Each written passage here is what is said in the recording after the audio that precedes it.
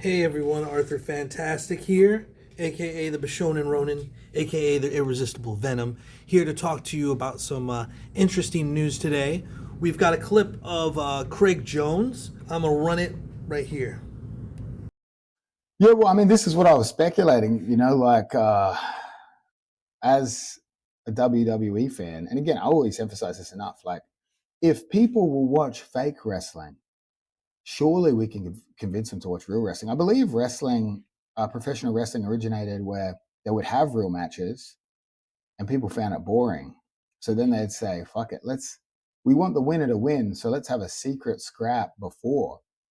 And then whoever wins, they would coordinate a fake wrestling match for the fans that would be exciting. And you'd have a burner in the gym, and then that would be represented to the wider audience as a fake wrestling match. So my ideas, a lot of them are borrowed from professional wrestling. A lot of my personal sexual fetishes as well are borrowed from the late, great Vince McMahon.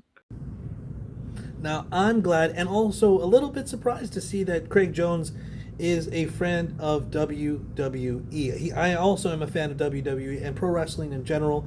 And it's always funny because every day we get closer and closer to Craig Jones just being a full catch wrestling convert.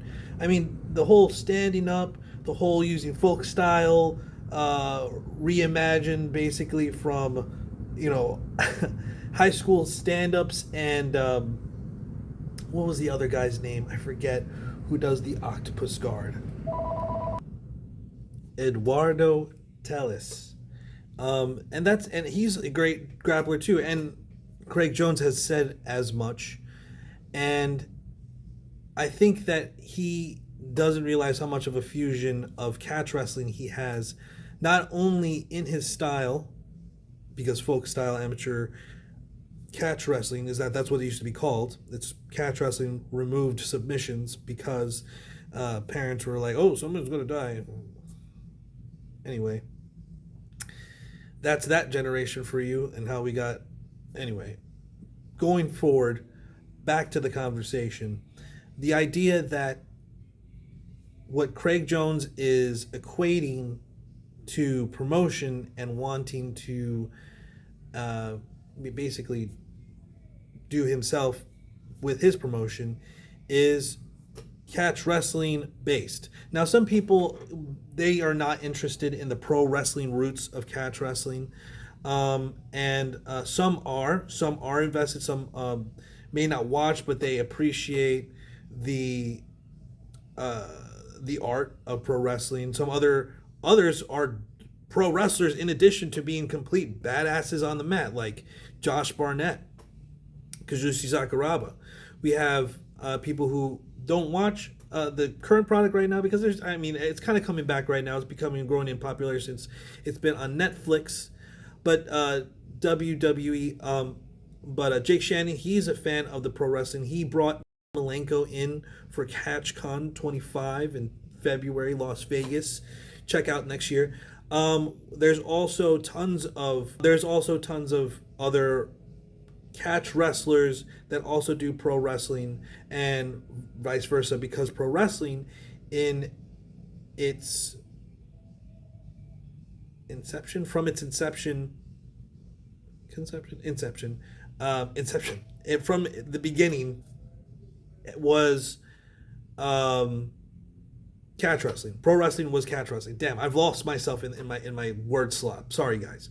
But the idea that you work a match for the entertainment didn't also just come from throwing scraps of a burner in a gym and then performing whatever actually played out in public. Sometimes, if we're talking about the Carney era or Carney catch wrestlers, they'd be doing this to they'd work matches to get people to bet against them when they obviously could whoop someone's ass, or they are trying to look less adept than they are, so that they can get locals to compete and to get people interested in paying for tickets to the show that night. they would do a lot of different techniques. They would take on all comers at carnivals and stuff like that, and they would also scramble against each other for entertainment, and then they will also prize fight.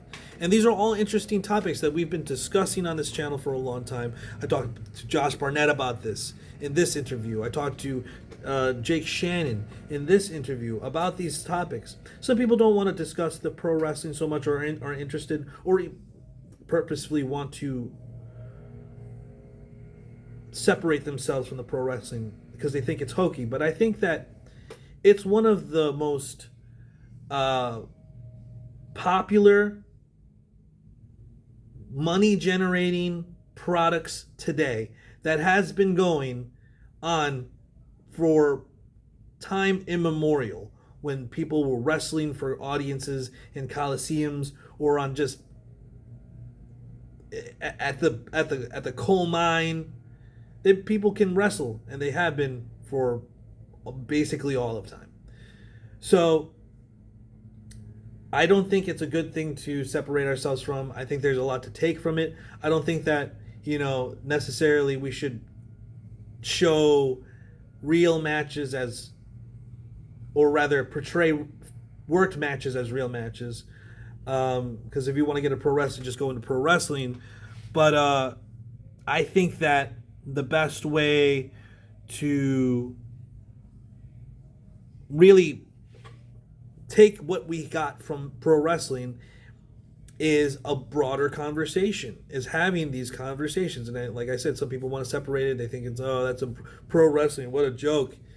But once again, some of the best fighters of all time and pro wrestlers, including but not limited to Kazushi Sakuraba and Josh Barnett. And it is like, for instance, he talked later in that clip, which I will link in the description below, his live.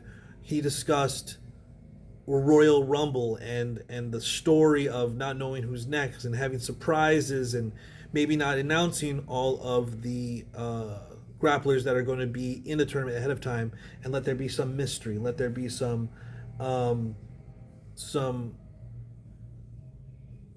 anticipation build up for this. And I can only agree, because that is, of course, a genius idea. Sometimes I think Craig might be just trolling the catch wrestling world, because he's been called out so many times about how he's been doing a lot of catch wrestling. If you looked at my older, first episodes of Catch Digest, you'll see a live on Flow Grappling where they're talking about the grappling landscape and how it's imploded. And it's like, oh, wrestling and leg locks? You mean catch wrestling? I mean, it's like that obvious that if you are working on those things, that they're coming from a particular place. Brazilian Jiu-Jitsu wasn't the progenitor of leg locks. They've done leg locks. Judo did leg locks. But for a long time, it was looked at as disrespectful. It was looked at low class. It was looked at as like a way to get around passing the guard, which it is, and it also opens up passes when you're retracting your legs. But the whole Craig Jones thing and his willingness to be basically taking cues from catch wrestling in every single turn, whether it be the leg locks, the standing up, the now pro wrestling approach. When are we going to realize and just give credit to where credit is due? We're back inside the Floridian heat. Actually, it's not that bad outside. I'm just sweating from class. Did a little bit of rolling. What do we expect, I guess, might be something that one might ask on catch wrestling when they're looking for their due, right?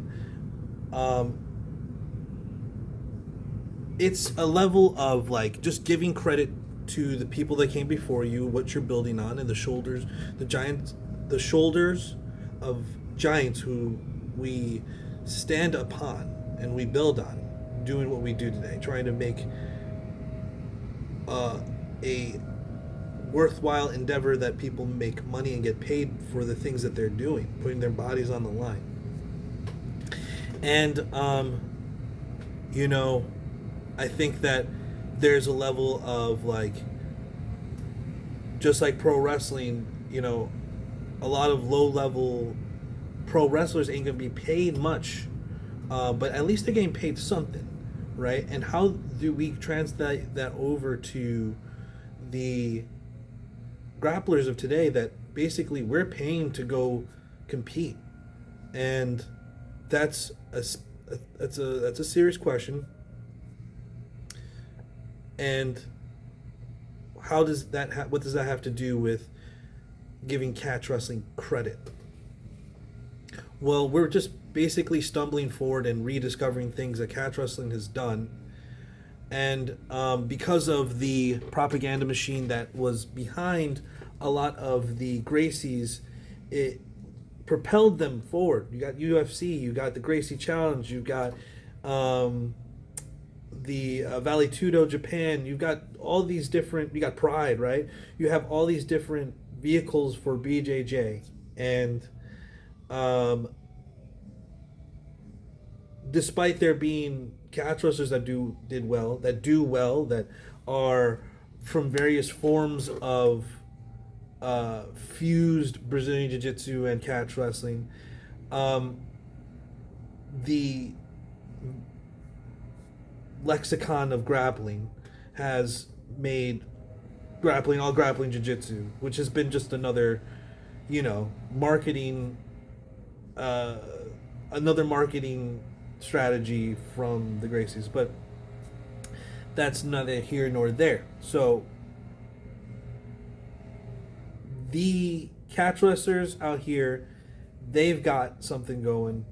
They have another style and art that deserves to survive and thrive and be a part of this grappling hemisphere, especially when you are basically taking these concepts that are by its nature catch wrestling and trying to put it off as, oh, this is just Brazilian Jiu-Jitsu.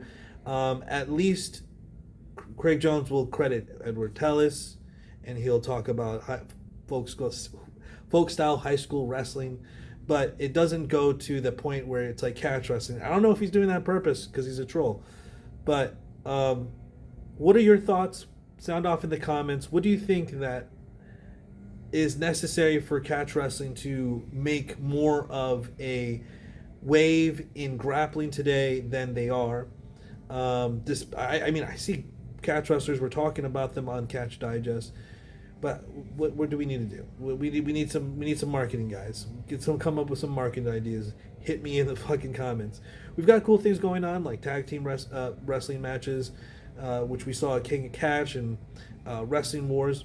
There's more to come. Oh, and Real Shoot Pro Wrestling. There's other things that are building, and they are parallel to what Craig Jones is building, and I think there's going to be a bunch of overlap in the near future. And how can we put that together as a community? Those are questions I'll pose to you in the comments. But yeah, obviously we are seeing people see some pro wrestling and catch wrestling light. Let's hope that keeps working out for us, and point to it when you see it, like, oh, it's catch wrestling. Oh, catch wrestling. Oh, you mean catch wrestling, by the way. So yeah, and they will come. Pause. Thank you guys for watching. As always, all the way to the end. Like the video, subscribe if you like this content. As always, stay up, stay vigilant, stay locked and loaded, stay brutal. Always stay brutal. Shalom, shalom. Peace. In.